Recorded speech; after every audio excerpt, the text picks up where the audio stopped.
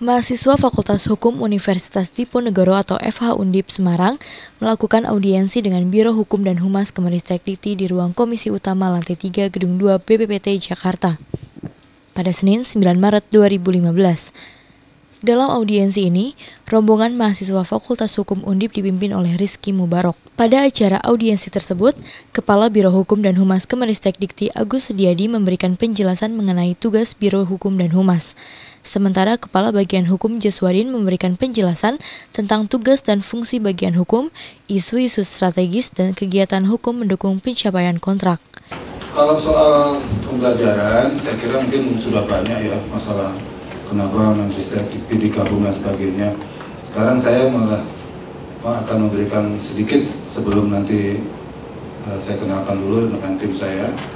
Jadi kita itu kan sekarang pada masa transisi di mana Kementerian Riset dan Teknologi digabung dengan Dirjen Pendidikan Tinggi Dikti. Jadi memang prosesnya tidak semudah yang kita perkirakan, tetapi memang ada proses-proses organisasi yang harus kita ikuti. Jadi memang faktor-faktor hukumnya kita tunggu Kepresnya, kita tunggu sebagainya dan sebagainya. Nah, untuk itu saya perkenalkan dulu. Di Kementerian Ristek Dikti ini sebetulnya kami ini masih yang di Ristek. Jadi di sini ada namanya Kepala Biro Hukum dan Humas. Jadi di situ ada yang namanya Kabak Hukum, Kepala Bagian Hukum, ada Kabak Humas, ada Kabak Data dan Informasi, dan satu lagi Kabak Penelitian Asing. Ya, jadi ada 4 kepala bagian di bawah Sekretariatan Sekretaris Menteri. Jadi nanti kalau sudah gabung sama Dikti itu sudah jadi lain lagi. Ini organisasi yang lama dulu. Jadi memang kita ini memang dalam proses transisi dan sebagainya, makanya adanya revolusi. Revolusi itu nggak mudah, kan? Jadi mahasiswa yang cita-citanya menjadi sarjana hukum dan sebagainya itu semakin kesini semakin persaingannya semakin banyak. Itu mbak-mbak kalau lihat di sebelah itu PNS yang baru diterima di BPPT. Nah itu mungkin juga ada juga nanti alumni dari Undip dan sebagainya. Jadi kita Kementerian Riset dan Teknologi dan Dikti itu mengkoordinasi 7 lembaga penelitian non kementerian yang tadi mungkin salah satunya adalah LIPI, BPPT, Batan, BIG, BSN, terus apa lagi? Bapeten, sama 8. Nah itu di bawah koordinasi kita semua. Jadi kita memang organisasinya jadi semakin besar dan semakin istilahnya ya anak-anak sekarang bilang semakin ribet, tapi tanggung jawabnya juga semakin besar. Dan kita juga pelan-pelan untuk mengatur nomenklatur dan sebagainya, karena penggabungan suatu organisasi itu tampaknya tidak mudah. Nah, di lain itu ini kebetulan karena adik-adik calon sarjana hukum, saya hanya 5 menit saja untuk mengenalkan yang namanya program Linux. Siapa yang komputernya pakai Windows bajakan? Hukumnya haram itu, Mbak. Itu MUI udah pakai bajakan. Nah, ini sekarang saya pakai yang namanya Linux produk LIPI, IKUS Nusantara. Jadi percuma, ya maaf saja, itu perkembangan teknologi itu sejak tahun 2006 itu kan kita ada sweeping dan sebagainya, semua di sweeping karena pakai bajakan. Jadi kalau beli antivirus dan sebagainya kalau pakai yang Linux enggak. itu udah jadi 1 menit. Kalau yang di Semarang itu yang terkenal tuh Universitas Dian Sastro ya. Yang di sana. Utinus itu pakai open source semua itu. Makanya kalau Fakultas Hukum tidak pakai hukum yang benar ya, bukan berarti SH-nya nanti salah haluan. Gitu kan. Jadi harus dari sekarang jangan pakai barang bajakan, haram Mas. Gimana mau maju kalau mahasiswanya aja sudah pakai handphone, pakai Android kan, pakai apa MP itu bajakan juga. Kita ribut kalau tarian kita, lagu kita dibaca oleh Malaysia, tetapi kita sendiri tidak menghargai lagu-lagu bangsa kita. Produk-produk yang pakai MP3 itu bajakan semua Mbak. Jadi kalau nggak mau nonton ya, kalau nggak punya duit ya nontonnya di TV. Kalau nggak punya beli CD DVD itu sekarang harganya 150.000. Beli kaset yang asli itu 50.000. Nah, kalau nggak mau nggak beli kaset yang nggak mampu ya dengar di radio. Jadi ini perubahan-perubahan ini harusnya diinisiasi oleh teman-teman hukum juga. Berapa banyak bajakan di kampus. Nanti suatu saat bikin skripsi pakai Windows, kalau nggak asli itu nanti mau diterbitkan di jurnal nggak akan bisa. Nah, tetapi kita dijajah sama yang namanya siapa namanya? Yang punya Windows ini siapa namanya? Bill Gates. Kita dikasih Windows XP, sekarang sudah ditutup. Dikasih Windows Vista, gagal produk, suruh beli. Windows 7 belum katang udah ada Windows 8. Windows 8 belum ada, sekarang udah Windows 10. Coba.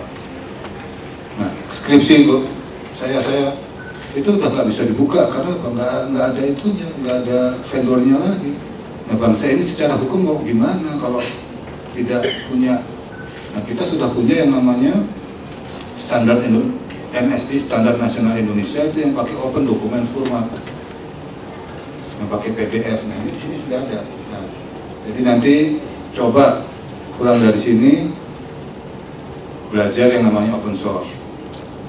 Percuma pengacara hebat, jadi pengacara, jadi legal drafting hebat, Microsoftnya bajakan Mbak.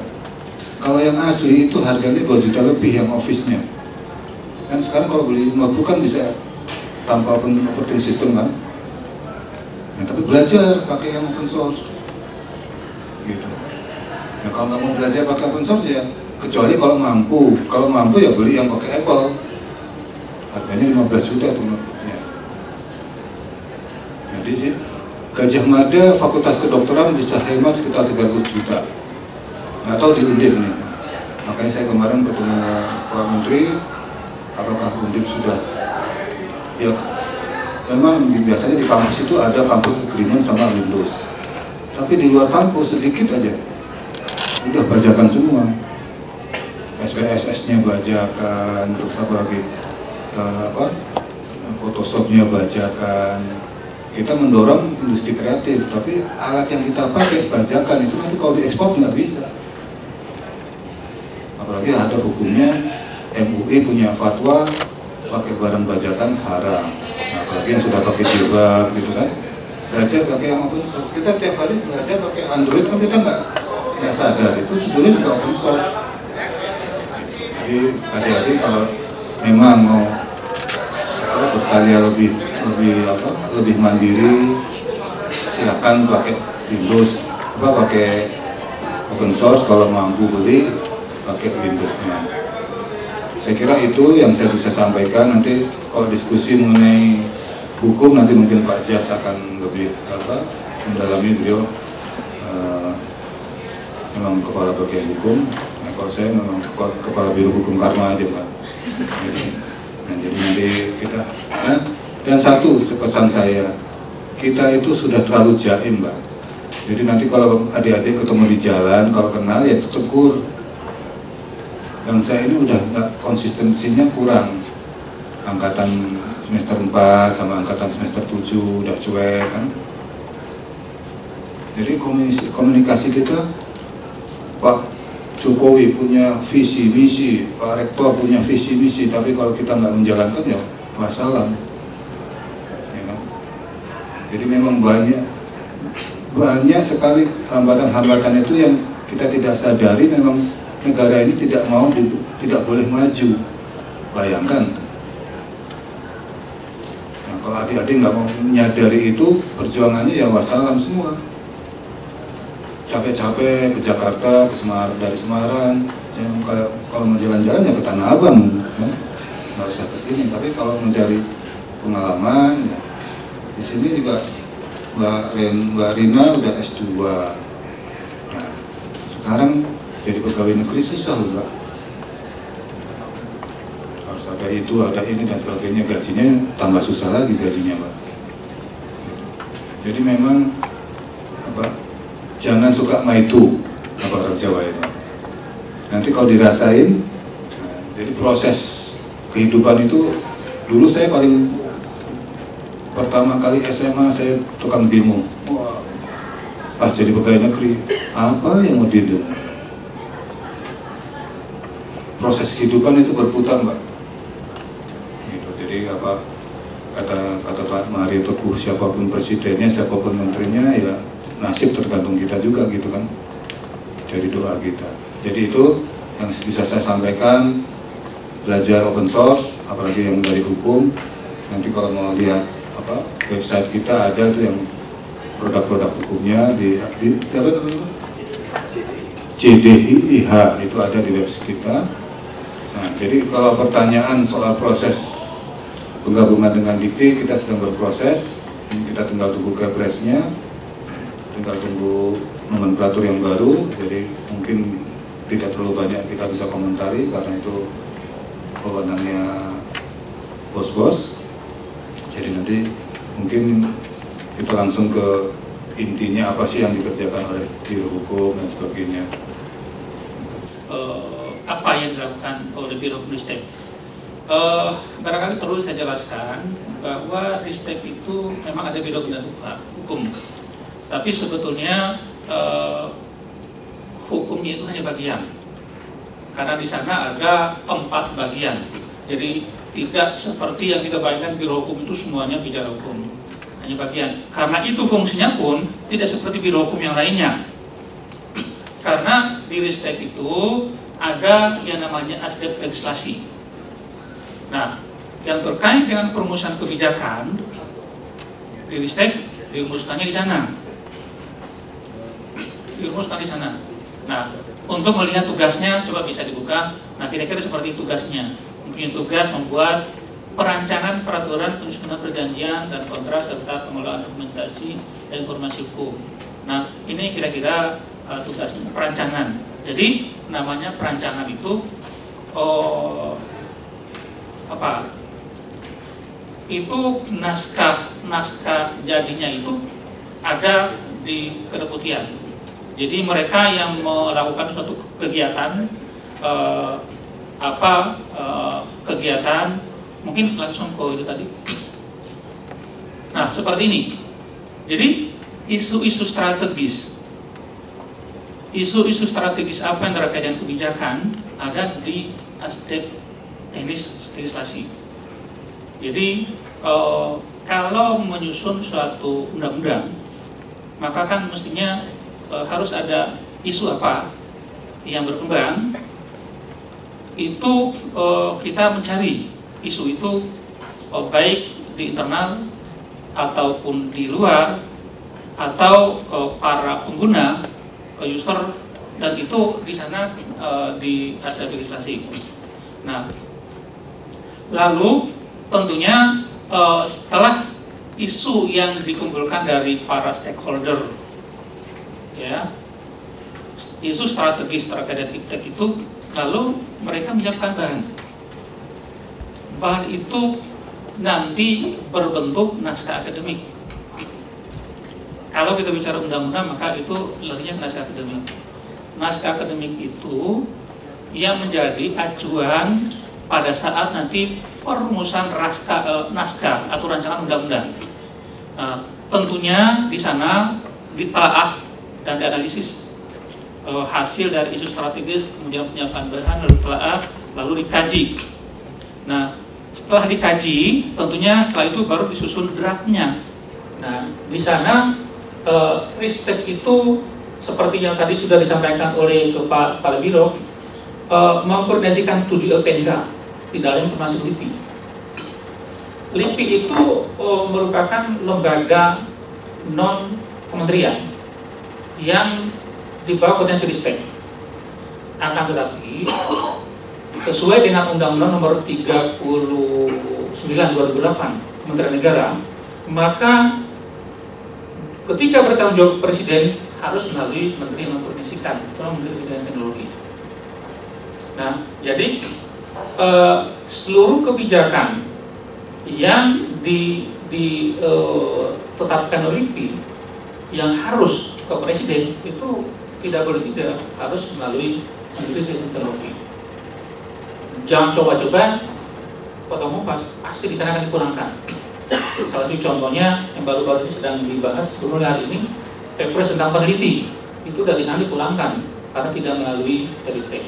Selama audiensi dengan jajaran Biro Hukum dan Humas Kemenristek-Dikti, para mahasiswa aktif melakukan tanya jawab sekitar tugas Biro Hukum dan Humas. Menurut Ketua Pelaksana Audiensi Fakultas Hukum Universitas Diponegoro Rizky Mubarok, para mahasiswa merasa senang karena mendapatkan ilmu pengetahuan mengenai fungsi dan tugas dari Biro Hukum dan Humas. Selain itu, para mahasiswa juga dapat mengetahui hasil riset dan teknologi yang ada di Indonesia. Kita itu dalam rangka audiensi, jadi kita kunjungan ke lembaga-lembaga negara untuk mengetahui fungsi-fungsi lembaga negara dan tugas-tugasnya gitu. Iya, berhubungan dengan hukum dan berhubungan dengan kelembagaan negara juga. Jadi kunjungannya kemana aja? Mungkin bisa dijelaskan lagi. Kita hari pertama itu ke LIPI, terus ke Menristek-Dikti. Besok kita kunjungan ke Kedubes Jepang, terus ke Mahkamah Agung. Terus hari besoknya lagi kita ada kunjungan ke Kemenlu sama ke KPK.